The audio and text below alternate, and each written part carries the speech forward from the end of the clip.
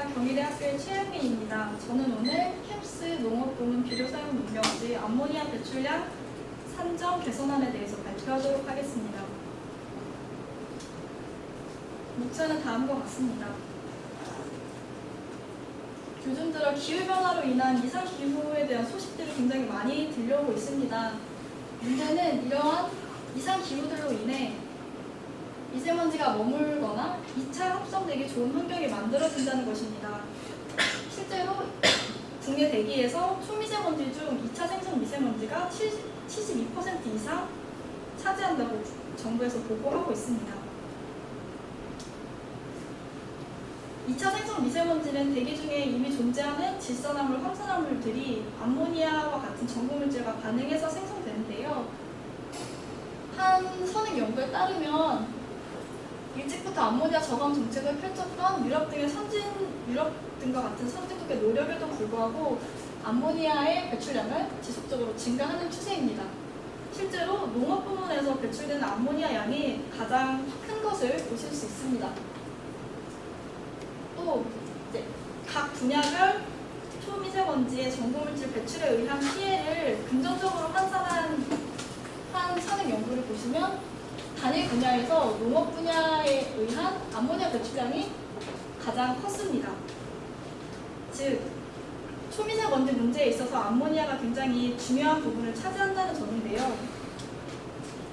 실제로 국내 암모니아 인벤토리에서도 농업 분야에서 배출되는 양이 78%로 가장 컸고, 그중 7%를 차지하는 비료 사용 농경지에서 배출되는 암모니아에 대한 거동과 측정에 대한 국내 연구가 부족해서 이 부분에서 불확실성이 가중되고 있다고 판단을 하였고, 따라서 저희는 캡스에서 산정되는 암모니아 배출량 검토하고 그에 대한 개선 방법을 제안하고자 본 연구를 진행하였습니다.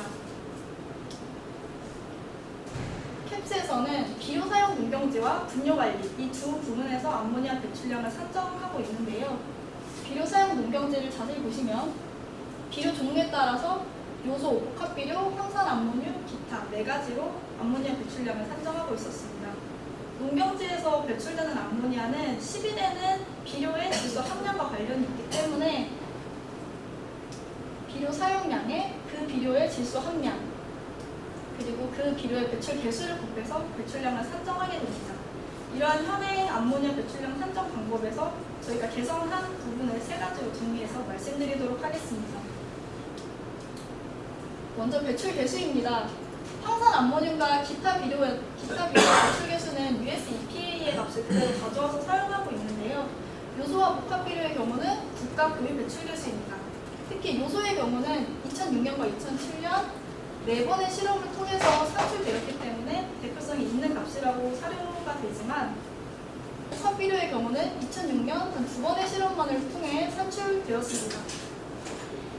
산출된 배출개수의 적합성을 보기 위해 유럽 환경청 EA의 배출개수와 비교를 해보았습니다. EA에서는 비료 사용 농경지 복합비료 배출개수를 토양의 pH와 그 지역의 기후대를 고려해서 총 6가지로 나눠서 배출개수를 사용하고 있는데 우리나라의 조건과 맞는 노멀 pH의 초율 기후대 배출개수와 비교했을 때 50% 이상 큰 것을 보실 수 있습니다.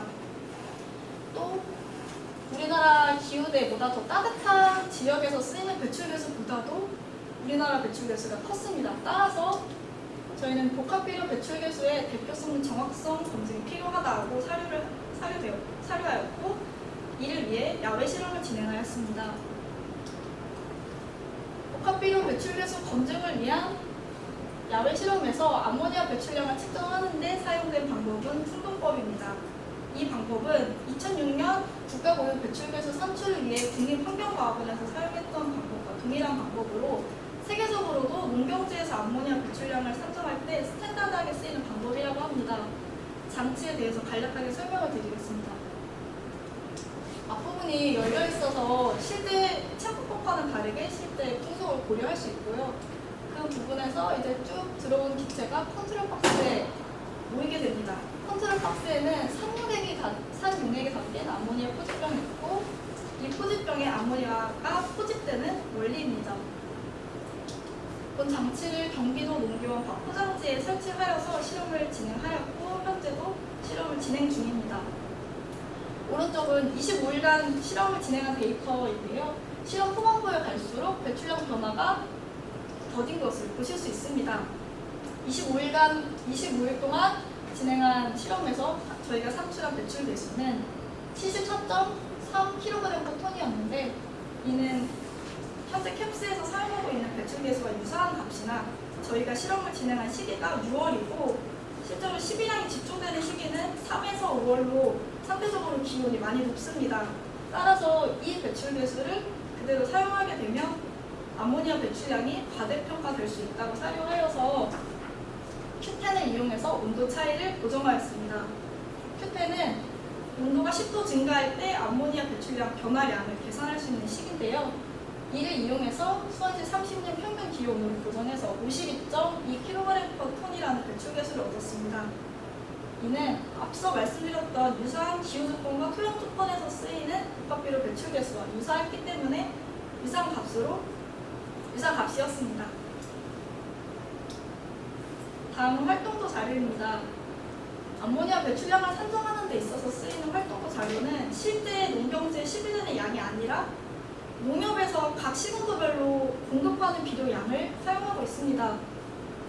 농림축산식품통계연보를 참고하면 이렇게 농협에서 공급하는 비료 양 외에도 시중에서 판매되고 있는 비료 양이 50% 이상인 것으로 보고되고 있습니다. 그런데 암모니아 배출량을 산정하는 과정에 있어서 이러한 시판량은 전혀 고려가 되고 있지 않기 때문에 이 부분에서 많은 불확실성이 나오고 있다고 판단을 하였고, 따라서 농림축산식품통계연구의 시판량을 합산하여서 비료 사용량을 현실화하였습니다.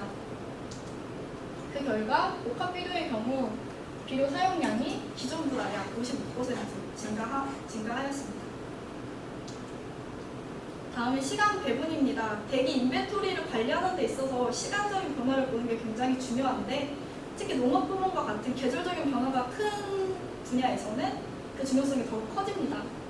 그런데 현행 캡스에서는 앞서 말씀드린 활동도 자료를 통해서 산정한 총 연간 암모니아 배출량을 4월에서 10월까지 균등하게 배분하고 있습니다.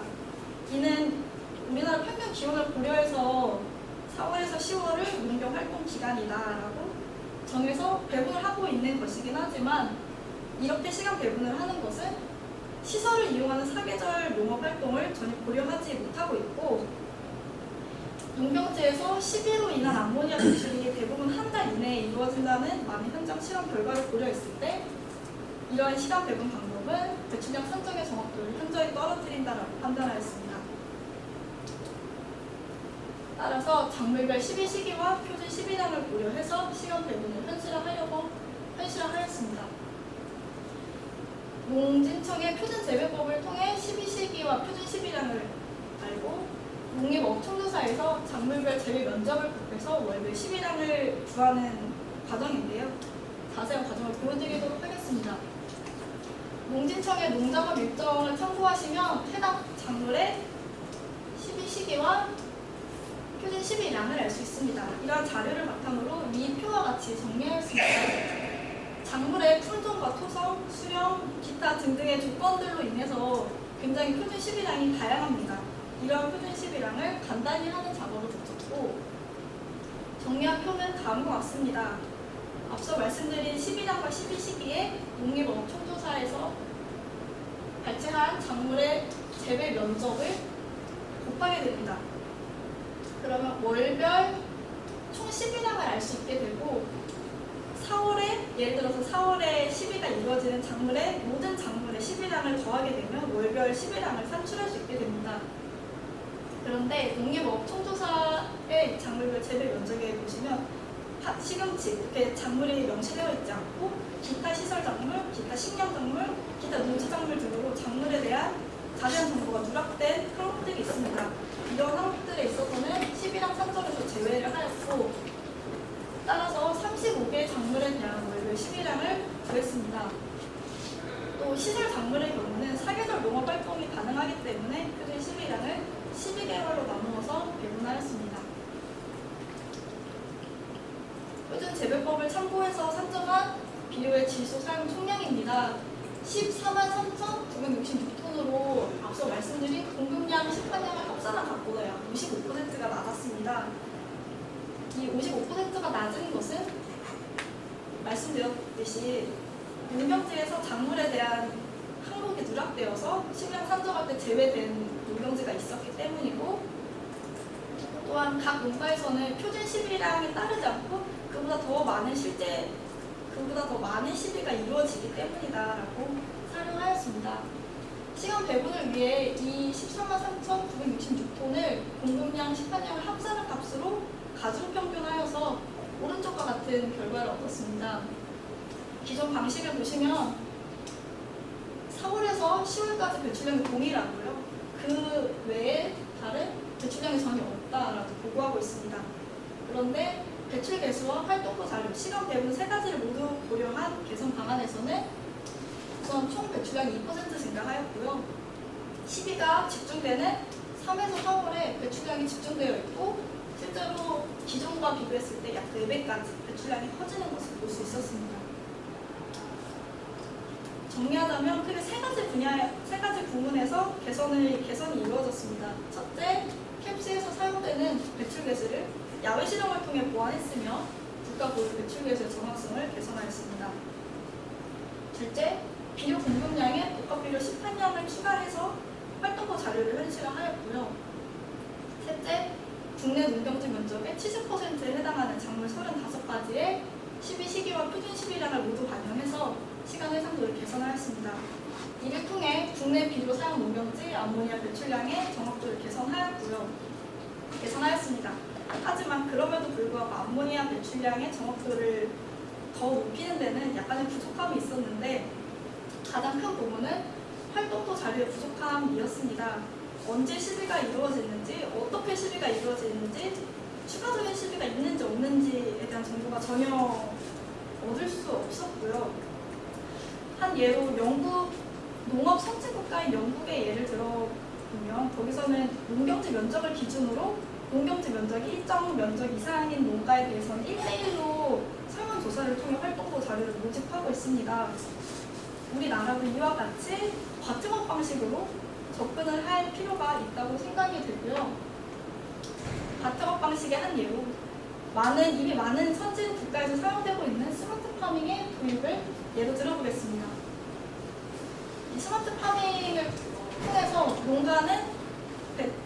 농가 관리의 편의성과 생산성을 증대시킬 수 있고, 연구진은 농가가 제출한 활동도 자료를 이용해서 배출량의 정확도까지 높일 수 있는, 더불어서 기후변화로 인한 리스크를 감수할 수 있는 기능까지 넣는다면 농가의 기후변화 적응 효과까지 개선시킬 수 있는 그런 방향으로의 연구가 필요하다고 사용됩니다.